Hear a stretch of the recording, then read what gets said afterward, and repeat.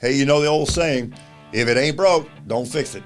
The problem is, it is broken. Yeah, we're talking about our public education system in Texas. It may be our biggest problem. It may be bigger than all of our problems put together. We broke it. We own it. That's next, right here on Radically Rational.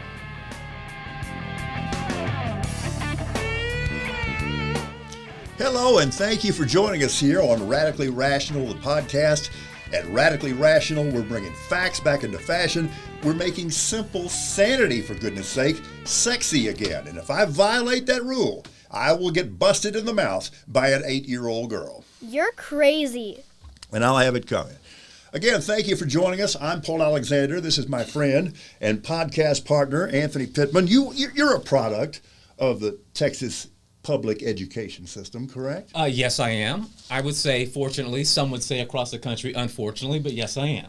Well, see, it turned out okay for you. I mean, you can see you can see the shortcomings of what that did to a person like me. But all joking aside, we got so many problems in Texas. But Pitt, I think I could actually make a case that they all stem from the shortcomings in our public education system. There are so many problems within the system. I mean, it's a laundry list of problems. There are the good and the bad, but unfortunately, I think when you think of the problems, they run so deep. They've been for so many years, most would say systemic, or some would say systemic. And maybe one day we can wash them all out and clear them. I don't know. That's why we're here today to talk about it. Well, I would consider it the master Lone Star State problem, because all of our other problems, in my opinion, kind of flow from that. So we need some answers, and we need to pose some questions first. So we have brought in a bona fide expert. If there were such a thing as the Texas Educational Hall of Fame, and there may be, this gentleman would be in it. We're really, really happy to discuss this critical topic with Dr. James Largent, who has an unbelievably distinguished career in Texas education. Like, Jim, first of all, welcome. It's like some of the high points, for example. Well, thank you. It's good to be here with you guys. I'm always happy to talk public education, especially in Texas. Basically, I started out from East Texas. I got into the field as a coach and teacher, like most administrators do, and then worked my way quickly into administration, where I was a high school principal, assistant principal. And then I finished up my career with 21 years as a superintendent in 3 different school districts, kind of 1A, 3A, 5A. So I kind of worked into larger districts and found that really no matter how large or small the districts are, the problems are still the same. Kids are still the same. It's just how you organize those organizations. So had a great career, loved every day of it, and I'm always concerned about the things that public school teachers and administrators have to deal with on a daily basis. And unfortunately, in the past several years, I would say, we've seen that rhetoric and problems really ramp up, and we're in a tough spot right now. Now, Pitt, see how we work this. One of the things that he has in his title before all these other credentials is retired. Oh, okay. And let me tell you why we love retired. We have lots of retired people on this show because once you're retired, there is no filter on your mouth whatsoever. Say whatever you want. Are we overstating the problem here, or is this really? It blows the top of my head off sometimes. Well, I don't think you're overstating the problem. I think a lot of it is on the surface, though. If you get down and dig into the classrooms. If you talk to teachers, if you talk to parents, they love their kids' teachers. They love what their kids are learning in their schools. They really do. If you poll Texas parents across the state, they will tell you they like their schools. They think the problems are in other people's schools or in other counties or those big city problems. But our school is just fine. And then here lately what we've seen is the politicization of schools, where these fringe groups have been told to go to board meetings and make a fool of themselves, and go to board meetings and bring up absolute falsehoods that are supposedly going into our schools. We're indoctrinating kids now, and we're teaching kids to hate America, and we're teaching kids that race issues should overshadow everything else going on in our schools, and it's simply not true. And that's what bothers me, is when you see these dog whistle issues that are going on throughout society, not just in schools, but they are now taking over the discussions in schools and school board meetings, and you see these people that just make fools of themselves when they show up not knowing anything about what they're talking about. Can I jump on one of the points there? Of course. You mentioned school boards and school board races. I think it's educationpost.org had a survey in 2010, and they asked all elected officials on school boards how much money you spent on your campaign. $5,000 or less. Now, this poll just 4 years ago showed in some cases 6 figures and 7 figures. Yeah, I don't doubt it. They say always follow the money, and that's where the corruption leads. Is that surprising? Do most people at home realize how much money is being spent to politicize even school boards? They probably don't realize how much money is being spent. And, a school board, think about it, a school board member should be a representative of your community who wants the best for their schools. I mean, that's what it is. It's not a Republican seat. It's not a Democrat seat. When a board member runs in an election, they don't have R or D by their name. It's not on the ballot. But what we are seeing, especially recently, is, where I'm from, you see these candidates for school board that say Christian conservative, Republican as part of their sign. They want everyone to know who they're aligned with and what their politics is, even though they're running for what should be a race with no political ties. So I've seen that ramp up tremendously over the last, I would say, 2 or 3 years. Jim, I was about to say, that seems to me to be the new element here. I mean, obviously, you've always had differences of opinion. You had school board members running for different reasons. There's always been friction at times between parents and school boards and students, etc. But the fact that this is now blindly tribal and politically partisan, that's what's new, at least as I view it. That is absolutely what's new. The politicization of it is just gone rampant. And there are organizations kind of in the background that are telling these people how to organize and how to go to board meetings and make a scene and protest and talk about issues that, you see the school people in the room looking around at each other and saying, what are these people talking about? We don't even know what you're talking about. We're indoctrinating kids with what? And I know you've got some topics we're going to talk about. No, I mean, absolutely. But Pitt, I was just thinking about this. I mean, this is what we're seeing happen with people who are considering running for a school board. Mm-hmm. Maybe you've got the greatest of intentions. You really want to get involved in this. It's something you have a commitment to. But then, Jim, you ask yourself, why in anybody's name would somebody subject themselves to that kind of abuse? We're running good people out of public service, and I wonder if because of what's going on, we're running good people out of education. Oh, I think you are, definitely. I mean, like I said, I worked for 31 years. I enjoyed almost every day of work for 31 years. But I don't remember having people come up and question what I was doing in my classroom when I was teaching, that I was trying to indoctrinate their child with some radical theories and philosophies about life and social issues. I mean, and so now we've got teachers that are entering the profession, and they're looking around at who's supporting them. In the DFW area, we've had news reports up there of teachers that are putting ribbons around their books in their classroom, not letting their kids read books because they're worried that it might be something that a parent might object to. I mean, just craziness that I've never seen before. Their own personal book ban. Their own personal books in their classroom. They put like a police tape around it, and books are off limits. I thought you had to go through steps to get a book banned, so-called get it banned. Well, the step right now seems to be that you go to your board meeting in public and you rant and rave and make a lot of assertions about things, and it seems to be working because we've got school districts around the state that are acting on those rants, unfortunately. We do this show out of San Antonio. That's no secret. We're proud of that. And just this morning, as we're recording, there's a school district here in San Antonio that pulled 400 books yesterday just because they're getting so much political pressure. And Jim, the temperature is getting turned up. We got a couple of alarming things here. When we're talking about book banning, I mean, that kind of gives me the shivering shakes, but also this new Senate Bill 3 that is now law in Texas. And you look at the way this is worded, you can't teach anything controversial. Okay, so we can't have a discussion about anything meaningful. and use the word indoctrination. This is kind of my position on this.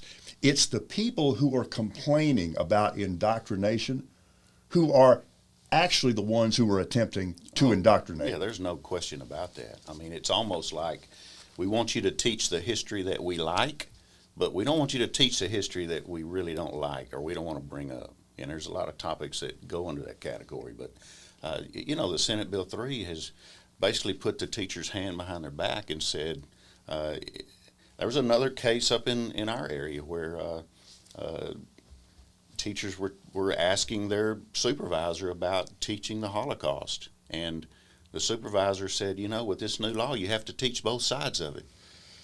And obviously it created a lot of turmoil over that subject. What side would you like us to teach as far as being okay about the Holocaust? So I don't know. It's crazy. And we've got, an immediate example right here, Pitt, and you and I have discussed this whole term, critical race theory, CRT, it's been co-opted. First of all, the people who were complaining about that really could not define critical race theory to save their lives. They just know that it's a hot button term, etc.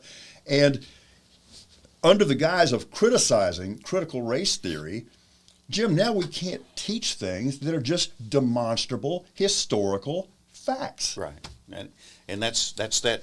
Let's choose the history we want to teach and leave out the parts we don't like. And critical race theory, for people that don't know, it was like a Harvard white paper done in the 1970s. 31 years in education, I never had one conversation with any person about critical race theory. Not one. Never. Never was talked about in curriculum. Never was talked about, hey, we need to discuss this in your classrooms. Not one conversation. And like you say, you have these candidates who their only dog whistle issue they're running on is we're going to get rid of critical race theory. Well, what is that? Well, I just know I don't like it. It's the thing we're going to get rid of. Yeah, but we're going to get rid of it. But in politics, that's a brilliant call. Absolutely. The right, Yep. they came up with something there. They have because it's stuck. It's recognizable, and it scares folks. Oh, a lot of it's politically brilliant. I wouldn't deny that. Oh, there's no question. They jump on these one or two issues that are hot topics in society, and they turn it into a political issue, and they turn it into something that it's not. And I can tell you, if you polled 1,000 teachers, 999 of them would have no clue what you're talking about when you mention critical race theory. But what has changed from, let's just say, 1970? I know you weren't around teaching in 1970, but in that right around that 70 era of teaching the story we want to teach as opposed to the truth. What has really changed from then to now?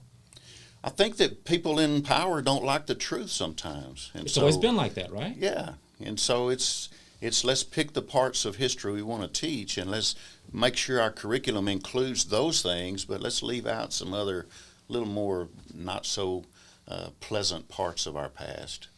Well, and one of the ironies that I see here is that the people who criticize critical race theory without even knowing what it is, one of their justifications is, well, we don't want to make anybody feel guilty or uncomfortable. Well, that's really not the point here, but there are uncomfortable things in history that occurred that we need to know about, that we have an obligation to discuss. And I guess from my standpoint, the ironic thing is that most of the people who are saying this are the people who go around calling other people snowflakes. Oh, yeah. Look in the mirror. Yeah, exactly. And that's what we're seeing with all these issues. You can get into vaccine mandates versus no mandates, or books that we want to ban, or critical race theory. These are all just hot topic issues in society that they're now bringing into our schools and trying to create controversy when there really wasn't a lot. Now, let me say this about books. Common sense again.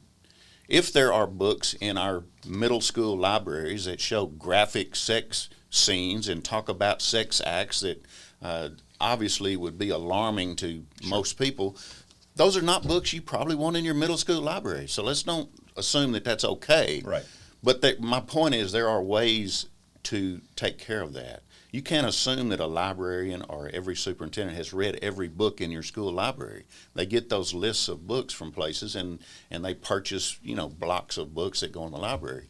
But there are processes in every school that if you have a book that you believe is objectionable, you can take that to the proper authorities through a grievance process. It goes through a committee, and that committee decides if the book is appropriate for that age level, etc.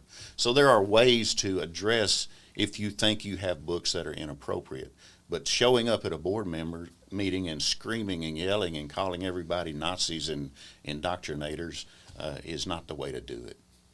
Pitt, I recall something you said 5 minutes ago. Follow the money. Okay, I'm not always successful at this, but I'm always trying to identify like a root cause for something.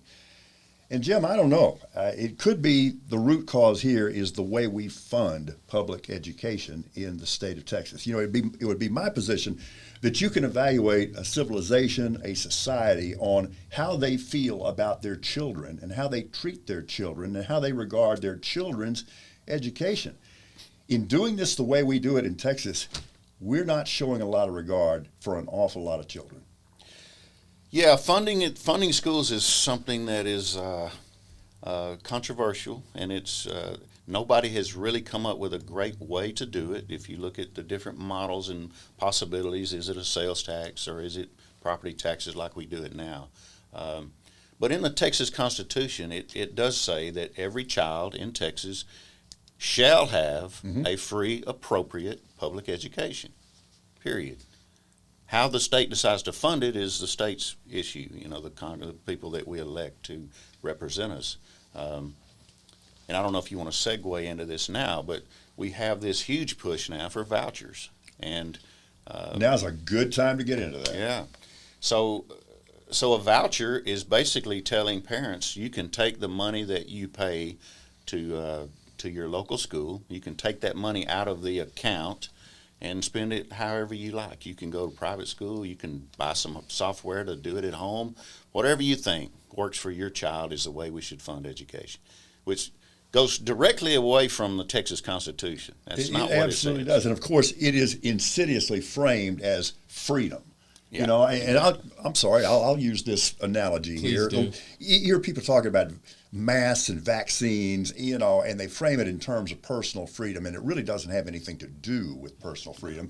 And Jim, with respect to the vouchers, yeah, we're talking about taking public money that is earmarked for public education. Correct. And using it to fund private education for the reason of, frankly, let's get real about this, politically indoctrinating people and keeping them away from anything that might make them feel uncomfortable. Absolutely. And let me give you this little analogy, because when I tell people this, they kind of scratch their head. So we all pay taxes to our local city or county. Okay, where I live, we have a park system. We have dog parks. We have skateboard parks. We have nice parks you can go sit around the water fountains. Well, I don't do a lot of that.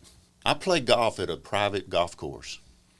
What would happen if I showed up at my city council and said, you know, I paid $6,000 this year to run those parks and dog parks and skateboard and all that. I don't do any of that. Let me take my $6,000 and pay for my golf course dues. I would be laughed out of city council. But yet, but the analogy is completely valid. But yet, when we're talking about schools, these politicians think that's a good idea. It is unbelievably stupid. I don't get it. It's just stupid. Okay, but maybe this is kind of a Pollyanna utopian view, but it would seem to me that every child in Texas should have an equal opportunity to an equal education. Now, the onus is on them. They still have to make it happen, okay? We still expect you to work hard, but the opportunity should be there on an equal footing. And I know this is going to get demagogued as you're talking about socialism, you're talking about communism. No, I'm talking about public education. Exactly. So the idea that, yeah, we're going to depend on you to maximize this, and the onus is going to be on you, and it's your responsibility, but at least your starting block is going to start at the same place with everybody else. Absolutely. And, hey, I've got nothing against private education. There are some wonderful private schools in our state. Taught in one for 14 years. Yeah, so wonderful. Do a great job. There's some that are not very good. There's some charters and privates that, you know, the whole staff is made up of family members and they're not certified to teach, and yet you've got people paying to go to school there. So this is not about private me being against private schools. It's if you want to send your kids to private school, you have the funds to do that. Get after it, but don't take my tax dollars to pay for it. That's all it is. Because what's going to happen? These same politicians that are spouting this voucher program, what's going to happen when parents start wanting to use their vouchers to go to a Muslim school or an Islamic school or a Wiccan school or a Scientology school? What's going to happen? I have a feeling that any voucher law that actually passes will have some carve-outs as to what private schools we're going to actually fund. And you can read into that what you will. Yeah. You want to get into this? You don't have to, either one of you. But yeah, there is this public religious component to this, and it's coming from one direction and one direction only. And, I'm a big believer in the whole concept of separation of church and state. And I know a lot of people say that term is not actually in the Constitution. Well, what do you think the Establishment Clause means? It means separation of church and state. And state, part of that would be public education. Sure, absolutely. And there's got to be that division, I believe. And we have a lot of people who, I heard this phrase the other day, and I really believe it. It's Christian in name only. People are using religion for their political views, and a lot of them are the furthest thing away from being a Christian. Love one another. We're all in this together. Let's help each other out. You're my brother. That doesn't seem to be working with those folks that are sometimes running behind this Christian nationalism that is out there. They are very much politically motivated, and they are using Christianity as a tool, unfortunately. So that's what we're seeing a lot of, and it's kind of behind the scenes a little bit, but it's starting to become more in the forefront. Oh, I think it's up front right now. This is what happens when people invent God, or in this case, Jesus, in their image. Yeah. Because there's just a complete antipolar disconnect here. I mean, some of the things that are being paraded under the banner of Christianity, I can't take credit for this. It was Gandhi who said, I very much like your Christ. It's some of your Christians I don't understand. Yeah, exactly. And that's a touchy subject with a lot of people, but it's out there. And again, that separation between church and state, I think, is so important. And we don't need to be bringing religious beliefs into our system, but I'm afraid that's where we're headed with some of this. And if the voucher issue becomes a law, public education will no longer exist as it does today. I will make that prediction for you right now. Can we talk about violence? Yes, Can we please. talk about school violence? Yes, There's please. so many levels of it. We can talk bullying. We can talk about gun violence, whether it be here in Texas, different parts of the country. You can count on it almost every week, it seems like. School shootings recently outside of Detroit. Is the horse so far out of the barn that we can't clean up the gun violence mess that goes on in our schools right now? I think it takes a village. I think in almost every one of these shootings that you hear about, somebody knew. Somebody knew this person had a problem. They had made threats on social media. Mm-hmm. They had planned it. They told somebody what they were planning, yet nobody came forward. In some cases, they did come forward, and law enforcement decided there wasn't enough to do anything about. So I think just the prevalence of guns in our society and the promotion of guns is certainly part of it. I think, you can get into violent video games and reality TV and the vitriol that's on social media. You can get into all the different potential causes of this. But how do you actually stop it? I don't know. That's a question I don't know. I mean, you can do things at the local school to try to mitigate problems. You obviously jump on any tips that you get, try to respond quickly if there is an incident. But, I tell people all the time, there are places in our society where you have to go through a metal detector and you have razor wire around the rooms, and you're in a 8-foot by 4-foot cell, which is our prisons in our state. And guess what? They still have weapons that get into those prison cells. So I don't know if you make our schools more prison-like, if that would help. I don't think parents want that. So it's a societal problem that we're dealing with now, and I think just the influx of all of those things that I mentioned earlier are causing this. And I don't know that there is a good solution right now. I wish there were. Yeah. I mean, we see some of our inner city schools that are prison-like, if we just want to be honest, and no one likes it. No one wants it. No one wants their child walking to a metal detector every day. And the problems with that for schools are, really difficult. How many metal detectors does it take to have 5,000 students walk through it every day? How many personnel does that take to make that happen? Resource officers, I think, are good. I think working with local law enforcement is good to make sure that the response rate is within minutes.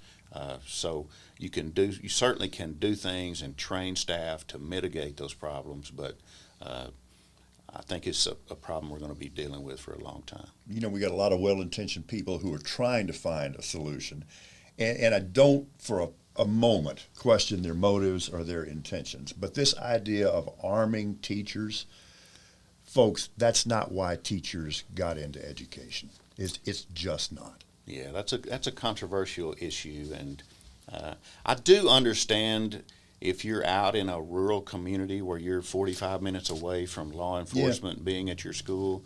I think there may be some merit to having strategically placed people with weapons to protect your kids. I do understand that. I think when you have local law enforcement that can literally be on your campus in 2 minutes, may be a little more potential for a problem. And Jim, I appreciate that asterisk, because you're right. I mean, every situation, every condition, every environment is different, and that might very well impact that. Yeah. So thank you for calling that to my attention for sure. So, and the one thing we haven't seen yet, and Lord, I hope we never see it, is the first time a staff member shoots a child on a campus, this whole discussion about we're protecting our kids is going to take a different. Now, if the student has a weapon trying to kill somebody, that's one thing. But if it's an accident or please don't let that happen, because you're right. I mean, that would open an entirely different Pandora's box. Something that comes to mind for me, as a black man growing up, as a young black child, and a black man, as an adult, black folks have a problem, unfortunately, being disproportionately shot by police officers. Innocent. I would hate to see now a teacher with a gun, because I hear you. I'm not gonna trust. Just as a lot of black people don't necessarily trust all police officers. Now, for a teacher to have a gun, I think we would be shot disproportionately compared to non-blacks. Yeah, and I think just the whole philosophy of the whole staff member with guns is something that I go back to just something simple as the training. I had a military officer who worked for me in one of my school districts, and we were talking about this issue, and I brought him in to talk to him about it because he was trained as a sniper in the U.S. military. And he said, we can talk about all this that you want to. What bothers me and what I'm concerned about is you're getting a teacher a gun and you're putting them in a cafeteria with 800 kids, and they may go train once every few months, and you're asking them to shoot that person. There's 800 people. You're asking, I'm going to shoot that one. He said, I'm a military trained sniper, and I don't feel comfortable doing that. How can we expect lay people who don't have the proper training? I mean, they'll have minimal training, but they don't have the proper training to be able to pull that off. Yeah, I say the answer is we can't trust. Yeah. My personal opinion. We don't have to beat this to death, but if we're going to have a comprehensive discussion about the state of public education in Texas, the whole issue of standardized testing and the notion that teachers are teaching to the test, not completely false, but on the other hand, we do have to have, I think, some finite standards. So where's the balancing point there? Well, the balancing point is we're hiring professional educators to do a job, and we hand them a curriculum of what a third grader should learn in third grade, and we expect them to teach that material. So yeah, are you teaching to the test? Yeah, I mean, if I get on a jet, I want my pilot to have passed the test to fly a jet. I don't care if he can drive a tractor. Mm-hmm. So we want our teachers to teach the curriculum for that particular grade level. What has happened is we've gotten too many research people and political wonks involved in the testing situation. So now we're trying to embed questions in a third grade test, and this is real, that tell us if our third grader is college and career ready. Now, when my kids were in third grade, I want to know, can they read on a third grade level? Right. I don't care that at third grade they're career and college ready. This whole deal about testing every grade level, every subject, you have to do this to graduate. We are taking all of that out of the hands of professional educators, and we're turning it over to some research wonks in Austin, or really in other states that we're buying the tests from. And there's no diagnostics to it. You know, most of us, when we grew up, we took the standardized test that would give us a report. We're on a 5th grade level. Our math scores are on a 3rd grade level. You need to work on these concepts. These standardized tests don't do that. And we've even found that the 3rd grade test a few years ago was written on a 5th grade level. Think about that for a minute. 3rd grade test. 3rd grade test 5th grade level. Was written on a 5th grade level. You had to have a 5th grade level education to read the question. I bet that worked out well. Tell me how you think that worked out. And that's proven. Wow. I mean, our testing system is messed up in Texas. And once again, as Pitt would say, follow the money. Mm-hmm. Okay, Dr. Jim Largent, we've talked about a variety of different problems here. We don't want to, on this show or anywhere else, be the kind of people who will, cry and gripe about problems and not look for solutions. So we're going to throw you the keys. The educational world, according to Dr. Jim, what's the path out of this? Well, the path out of this begins with voting, believe it or not. It's a simple thing that you can do once or twice a year. And unfortunately, about 5 or 6% of us take that opportunity in most cases. Other than a presidential election, you will find 6-8% of people actually show up at the polls. And the problem is crazy people vote. If people will come to your school board member and scream and yell and call you a Nazi and come up with signs in front of your schools and down in your town square, walking around spreading some conspiracy, QAnon or CRT or some nonsense they heard on the radio or on internet, they will vote. The problem is the 90% of us who consider ourselves to be normal and common sense people don't vote. We don't show up.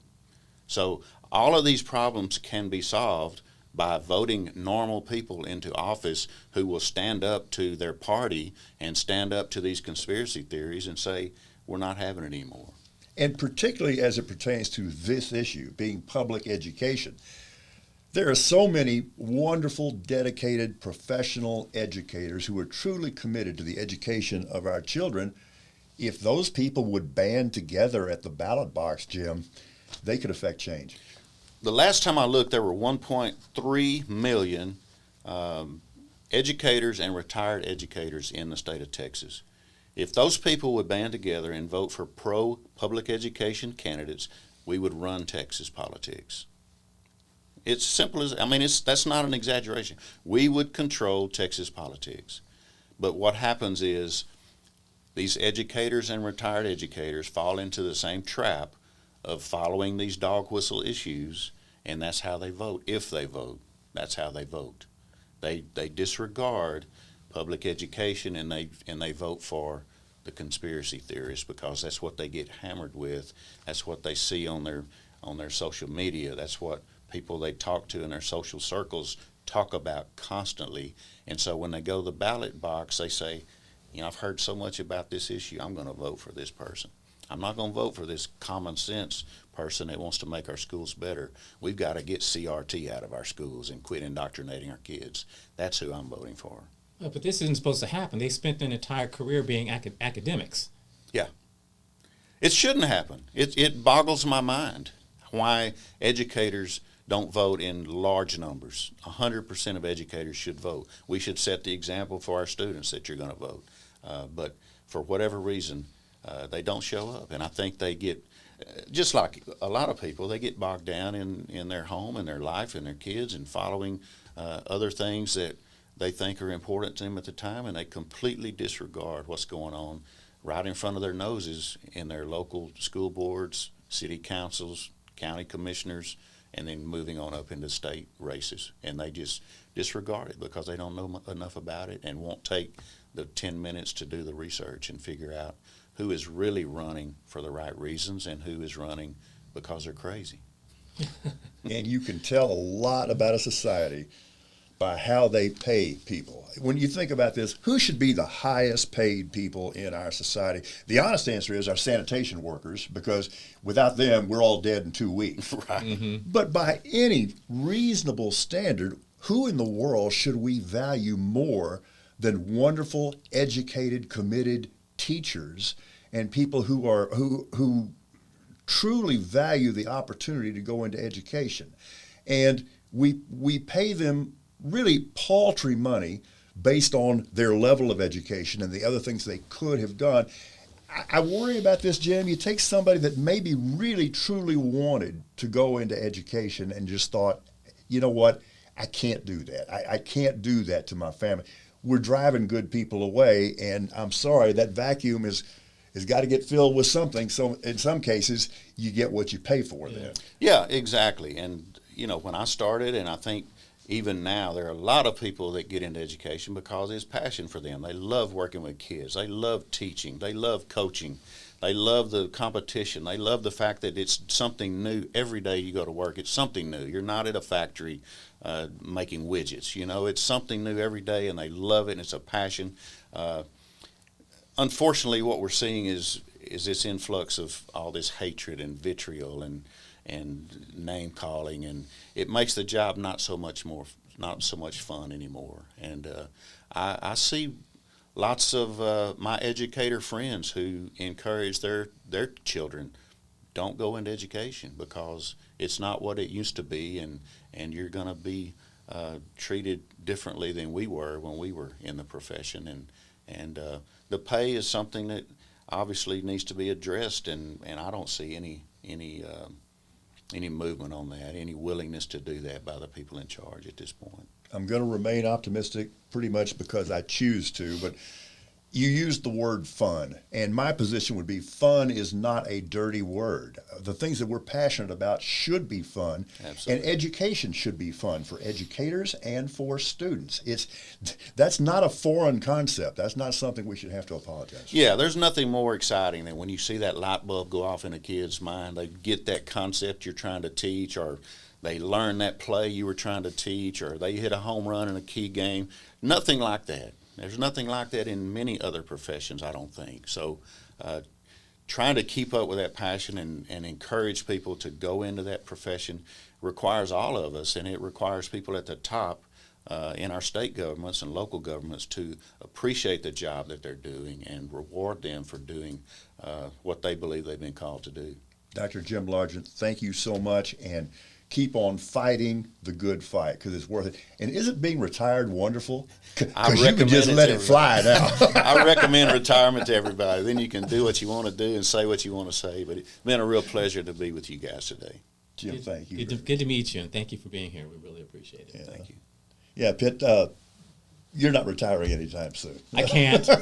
Just too many can't do bills it. still to pay. Okay. We're not going to retire from Radically Rational either, so we're looking forward to our next podcast. Hope that you'll hang in there with us, because remember, at Radically Rational, all we're doing is just trying to bring facts back into fashion and make simple sanity sexy again. See you next time on Radically Rational, the podcast.